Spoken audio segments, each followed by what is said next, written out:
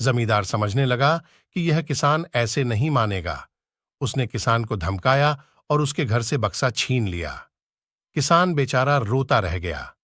बक्सा लेकर जमींदार खुश हो गया। जमींदार ने बक्से से बहुत सारी वस्तुएं हासिल कर लीं और मजे कर रहा था। थोड़े दिन बाद कुछ लोगों ने जादुई बक्से के बारे में मंत्री जी को बता दिया। पहली बार तो मंत्री जी ने ध्यान नहीं दिया, लेकिन वापस कुछ दिनों बाद उन्होंने अपने एक आदमी को भेजकर बक्से की सच्चाई के बारे में पता करवाया। जब उस मंत्री जी के आदमी को बक्से की सच्चाई पता लग गई, तब उसने मंत्री जी को जाकर बताया।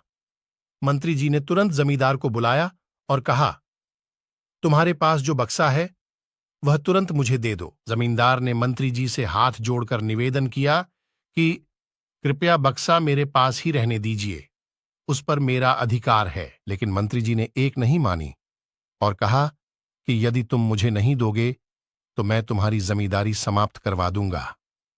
जमींदार ने डरकर बक्सा सौंप दिया। उस बक्से को प्राप्त करने के बाद मंत्री और भी मस्त हो गया। अब तो विरोधियों को मंत्री की शिकायत करने का एक और अच्छा मौका मिल गया। विरोधियों ने मंत्री की शिकायत के साथ साथ बक्से की बात भी राजा को बता दी। राजा को जब पता चला कि यह बक्सा किसी गरीब किसान के खेत से मिला है, तब राजा तुरंत अपने सेनापति के साथ मंत्री के घर गया और मंत्री से कहा, पूरे देश की जमीन पर राजा का अधिकार होता है, इसलिए उस बक्से पर मेरा अधिकार है।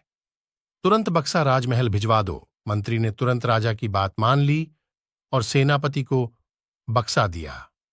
उस राजा ने बक्से से सबसे पहले खजाने के धन को बढ़ाया और सुख सुविधाएं बढ़ाई। कुछ दिनों के बाद राजा को बक्से की चिंता होने लगी कि इसे कोई चुरा ना ले। राजा उस बक्से को हमेशा अपने साथ रखने लगा। एक दिन राजा ने सोचा, इस बक्से में ऐसा क्या है, आखिर इसका रहस्य पता किया जाए। उस बक्से का रहस्य जानने के लिए राजा उस बक्से में बैठ गया। बाहर निकला तो उसके जैसे अनेक राजा बाहर आ गए। लोग नहीं पहचान पा रहे थे कि असली राजा कौन है। सभी राजा राज्य करने के लिए आपस में लड़ने लगे। ये बात किसान को पता चली तो वह बहुत दुखी हुआ। उसने स्वयं को कोसा और विचार किया कि अगर मैं उस बक्से को जमीन में गाड़ ढाकर रख देता तो बहुत अच्छा होता। हमें उम्मीद है आपको यह कहानी अच्छी लगी होगी।